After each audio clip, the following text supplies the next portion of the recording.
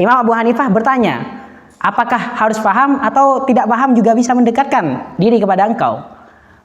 Akhirnya dijawab oleh Allah Subhanahu wa taala, wahai Abu Hanifah, baik paham atau tidak paham, bila membaca kalam-kalamku itu mendekatkan diri kepada Allah Subhanahu wa taala.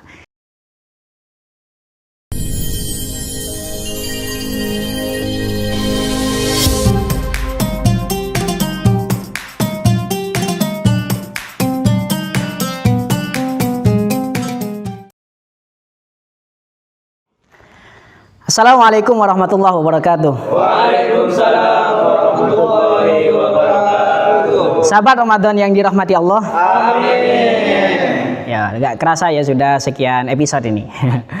Masih semangat ya? Semangat. Masih sehat? Sehat. Karena puasa itu sebenarnya adalah menyehatkan badan. Ulama kalau di Ithafus Sadah ada yang mengatakan bahwasannya ketika nafsu lapar, maka semua anggota badan itu kenyang. Ketika semua anggota badan itu kenyang, maka nafsunya lapar. Bahkan kalau di Ta'limul Muta'allim diantaranya memang untuk menyehatkan badan itu adalah dengan berpuasa. Bahkan kita sendiri sering melihat non muslim, orang yang ya gak ada kaitannya dengan syariat Islam, dia itu melakukan bahasa mereka diet yang mirip dengan puasa. Karena memang itu puasa bernilai positif. Sebagaimana kita kalau ingin mereview istilahnya mengulang kembali yang episode sebelumnya, bahwasannya kita kalau memang melakukannya dengan yakin, orang itu sudah yakin bahwasannya puasa itu memiliki nilai positif. Kalau tidak berpuasa itu bernilai negatif. Maka ya jangan coba-coba, toh meskipun puasa itu merupakan ibadah yang privat kita dengan Allah Subhanahu wa taala yang tahu. Kalau antara orang sholat dengan yang enggak sholat, ketok moto bahasa Jawanya. Ketelak mata bahasa ketok moto bahasa. Ketok moto itu kelihatan. Apa Cak Madura sih kelihatan itu? Apa ya? Kelihatan bahasa Maduranya? Ekatela. Antara orang yang bejeng dan orang yang tidak bejeng. Ekatela. Tapi kalau orang yang berpuasa dengan orang yang tidak berpuasa itu tidak ketok moto. Sedikit-sedikit belajar bahasa Jawa. Karena bahasa Madura dengan bahasa Jawa itu bersebelahan. Bahkan saya sempat membaca tentang buku sejarah bahasa linguistik antara anak turunnya bahasa, kenapa kok satu sama lain itu kayak mirip-mirip. Jawa dengan Madura itu mirip-mirip banget. Tinggal ngubah W menjadi B diubah menjadi W. Warung diubah kalau Maduranya menjadi Barung.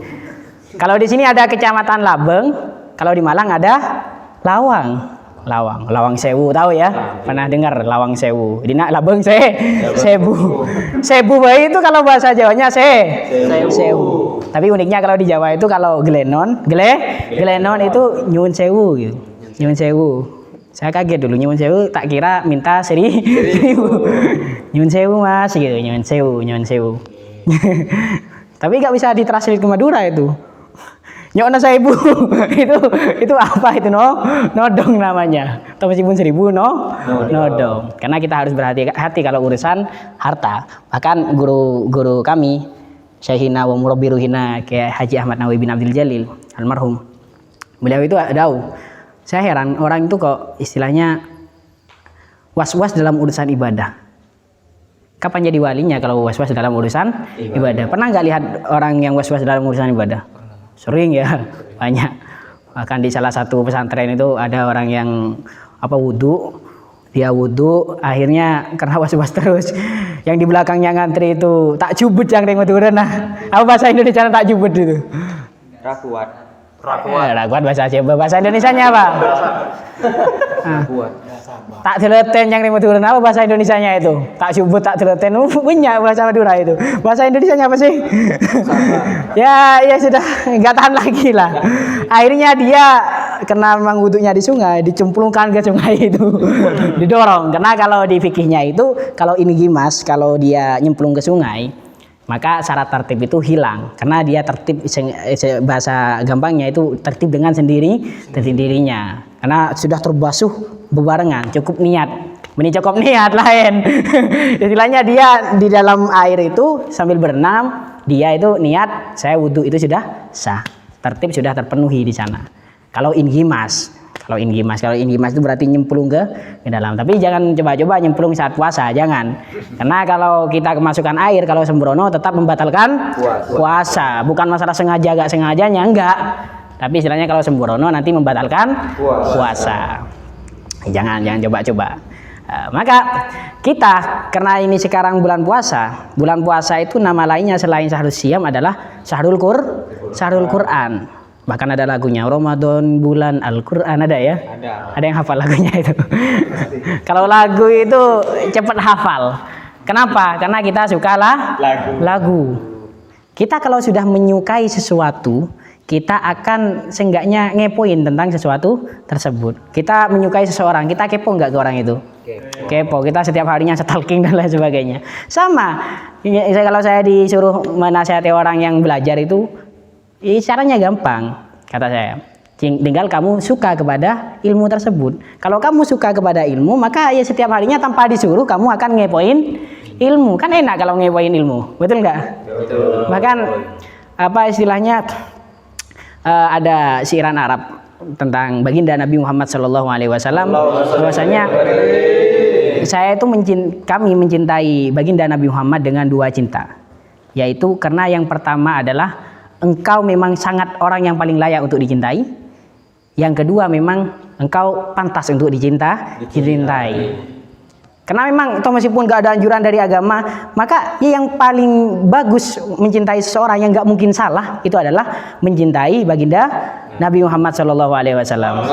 Nah, termasuk juga mencintai beliau, ya mencintai ilmu yang dibawa oleh beliau. Makanya ulama itu dikatakan al ulama'u warasatul anbiya. Ulama itu ahli warisnya Nabi. Dan itu kalau di dalam kitab Ihya Ulumuddin dijelaskan, itu menjadi dalil bahwasanya ilmu itu adalah sangat sempurna. Bukan nama rokok sempurna itu. Ada yang hobi rokok ya. Ini banyak semuanya ini. Hanya saya aja. Lah, asalkan jangan rokok ketika puasa. Jangan macam-macam itu. Lah, bahwa ilmu itu adalah sangatlah istimewa. Kenapa kok ilmu sangat istimewa? Buktinya yang menjadi ahli warisnya baginda Nabi Muhammad SAW dan bahkan semua para nabi itu adalah bukanlah orang pembisnis, bukan orang yang terhormat, bukan. Yang menjadi ahli warisnya Nabi itu adalah orang yang berilmu. Ulama itu jamak dari alimun. Alimun itu adalah orang yang berilmu. Makanya kalau para alim, para ulama itu sudah parah. Para alim itu bahasa Arabnya para ulama. Bukan para, tanpa para. Ulama. Sama kayak tadi itu. Cak bahasa itu diulangi lagi berarti. Harus tepat dalam berbahasa itu. Orang yang tepat saja bisa disalahpahami, apalagi yang tidak tepat. Sama kayak gini. Orang, demak bagus. Udah apa bahasa Indonesia demak bagus itu gimana? Demak bagus tak mesti masuk surga. Kok sok baik belum tentu masuk surga. Kok gak pantas ya? Apa sih maksudnya? Demak bagus tak kira masuk belum tentu masuk surga. Sebenarnya itu perkataan yang istilahnya ya gak tepat banget. Karena orang yang baik saja belum tentu masuk surga, apalagi yang enggak. Sama kayak kalau di pesantren itu banyak orang yang menggoda gini. Demak belajar. Apa sih bahasa demak itu? Bahasa Indonesianya demaknya apa? Mau kemana?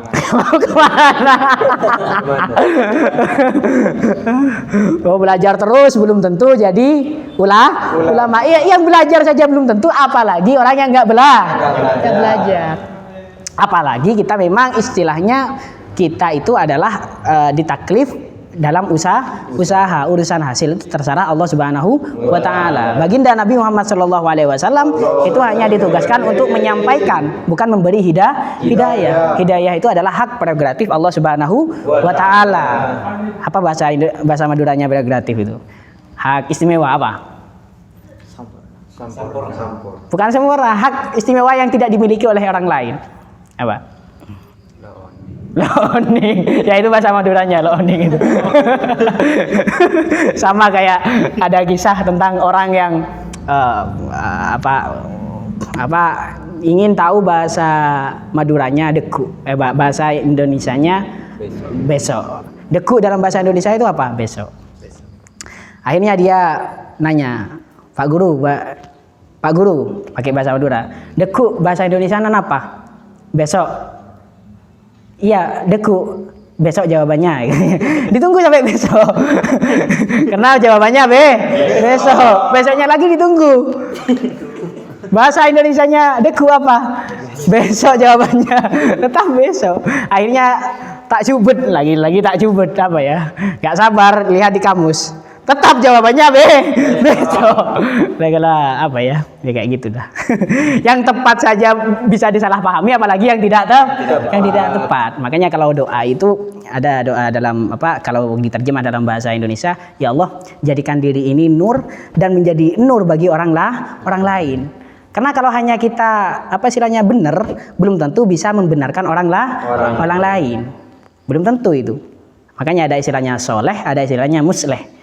Soleh itu adalah orang yang baik, musleh itu orang yang bisa memperbaiki orang lain.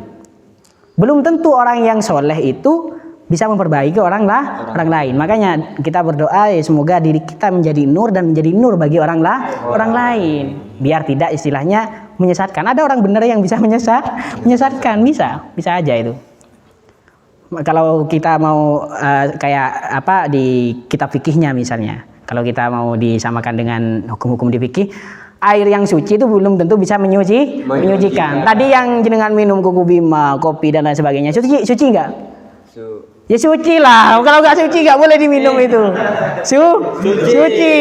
Bisa nggak dibuat wudu? Jadi wudu kopi itu. biar glowing katanya. Kan ada terapi ya pakai kopi itu. Ya nggak bisa menyucikan. Tapi sebaliknya kalau perkara najis bahkan ada yang bisa menyucikan, kayak misalnya menyamak gitu, ada yang pakai perkara najis itu. Bahasa Thailand itu bisa dibuat menyamak. Dia najis tapi bisa malah menyucikan dengan cara nyamak. Makanya hal yang paling kita inginkan adalah bagaimana sekiranya diri kita baik dan juga bisa menjadikan orang itu baik. Istilahnya bener ke TV. Kan tak lebur bener ke TV, ning syarga ke TV-an. Lebur tak lebur? Lebur. Maka ada ulama itu yang istilahnya beliau itu sesuatu yang saya sesali saat di dunia itu adalah karena tidak nikah. Atau meskipun dia masuk surga tapi karena tidak bareng. Nenek moyang kita saja, bapak kita semua Nabi Adam. Kita kalau diurut kata itu pasti bersaudara ke Nabi Nuh. Makanya Nabi Nuh istilahnya Abul Bashar Ats-Tsani, bapaknya manusia yang kedua. Dan Nabi Nuh ya tentunya sampai ke Nabi Adam. Nabi Adam saja butuh teman kan kalau di surga, sampai minta teman itu. Minta teman. Apalagi kita. Ini sudah nikah semua ya? Belum. Ada yang belum. Ya. Itu segera nikah. Biar ada temannya. Bahaya. Karena juga nikah itu istilahnya bisa mengontrol mata. Orang yang nggak nikah itu bisa matanya jelalatan. Tapi orang yang sudah nikah seharusnya secara normal itu dia bisa menjaga mata. Kalau masih jelalatan berarti nggak normal. Iya, karena dia sudah nikah. Kok sudah ada makanan yang halal milih yang enggak gitu kan, aneh gitu loh, aneh. Sahabat Ramadan yang dirahmati oleh Allah. Amin. Kita kembali ke topik yang akan ingin kita bahas. Jadi belum ke topik tadi itu. Yaitu adalah karena bulan Ramadan itu adalah bulan Syahrul Quran, maka perbanyaklah kita membaca Al-Quran. Al-Quran itu adalah menjadi jalan yang paling dekat untuk mendekatkan diri kita kepada Allah Subhanahu wa Ta'ala. Bahkan ada seorang ulama, Imamul Mutakallimin, Imam Abu Hanifah, termasuk salah satu mujtahid mutlak. Beliau itu jadi dari mazhab arba'ah itu yang paling sepuh dari mazhab 4 itu adalah Imam Abu Hanifah. Di dalam kitab Tuhfatul Murid ada sebuah kisah bahwasanya beliau itu pernah bermimpi kepada Allah Subhanahu wa Ta'ala. Di dalam mimpinya berjumpa Allah Subhanahu wa Ta'ala, bukan baginda Nabi tapi Allah Subhanahu wa Ta'ala. Bermimpi sampai 99 kali. Proses. Gak ada yang loading mimpi itu. Pernah gak kalian mimpi akhirnya masih loading? Enggak. Nah, beliau itu bermimpi Allah Subhanahu wa Ta'ala sampai 99 kali. Sampai beliau itu mewartakan kepada para santrinya. Kalau saya itu bermimpi sekali lagi, maka saya akan bertanya langsung kepada Allah Subhanahu wa Ta'ala. Akhirnya ternyata mimpi lagi. Beliau bertanya, apa ibadah yang bisa mendekatkan diri kepada engkau? Allah Subhanahu wa Ta'ala menjawab, wahai Abu Hanifah, bacalah kalam-kalamku. Tapi tidak hanya itu. Imam Abu Hanifah bertanya, apakah harus paham atau tidak paham juga bisa mendekatkan diri kepada engkau?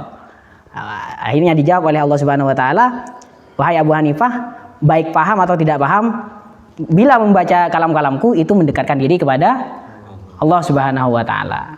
Nah, itu adalah keistimewaannya membaca Al-Qur'an. Jangankan itu, bahkan kalau yang ikut ngaji Ramadan di sini ada yang ikut. Kalau ada berarti saya nggak kelihatan itu. Waktu ngaji Ramadan itu kakak itu pernah berusaha gini ya. Salah satu kutipan dan itu sering dipesankan ke saya. Kalau bahasa Indonesianya begini, kalau kamu itu meyakini bahwasanya membaca kitab-kitab karangannya ulama itu bernilai pahala, bernilai berkah, maka bagaimana pula dengan membaca firman-Nya Allah Subhanahu wa Ta'ala. Kita mendengarkan ceramah mujalasah dengan para ulama saja itu sudah banyak nilai berkah. Bagaimana pula dengan langsung membaca firman-Nya Allah Subhanahu wa Ta'ala. Makanya kalau Wali Songo di antara dakwahnya Wali Songo itu pakai lagu Tomboati itu. Ada berapa Tomboati? 5.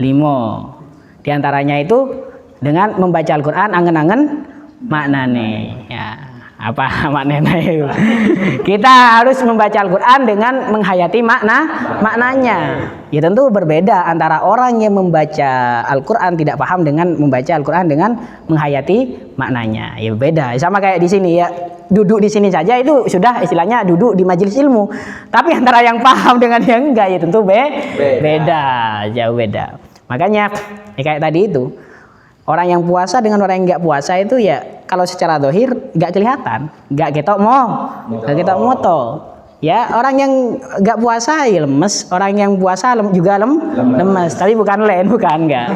Tapi lemes. Tapi ya itu yang membedakan adalah ya karena satunya puasa, satunya enggak. Dan itu nilai pahalanya juga jauh lebih ya beda. Ada yang lebih baik, ada yang enggak. Makanya ya sama kayak baju itu ada yang bagus, ada yang jelek.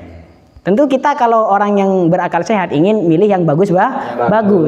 Sama kalau ibadah. Seharusnya kita kalau mengetahui ibadah yang lebih sempurna, mengetahui ibadah yang lebih apa istilahnya fleksibel lah kalau di HP itu yang istimewa, maka ya kita harus ya memilih yang itu biar istilahnya apa ya pendewasaan diri dalam urusan ibadah. Makanya ya semoga dengan pertemuan ini kita bisa meningkatkan nilai ibadah kita. Amin Allahumma amin. Sahabat Ramadan yang dirahmati oleh Allah Subhanahu wa Ta'ala. Amin. Untuk pertemuan kali ini cukup sekian dari kami. Dan kalau memang ada komentar, monggo silahkan tulis di kolom komentar. Dan kalau ada usulan, kami tunggu juga di kolom komentar. Semoga hal ini bermanfaat. Semoga kita semua bisa berkumpul di surga kelak. Amin Allahumma amin. Wassalamualaikum warahmatullahi wabarakatuh. Waalaikumsalam warahmatullahi wabarakatuh.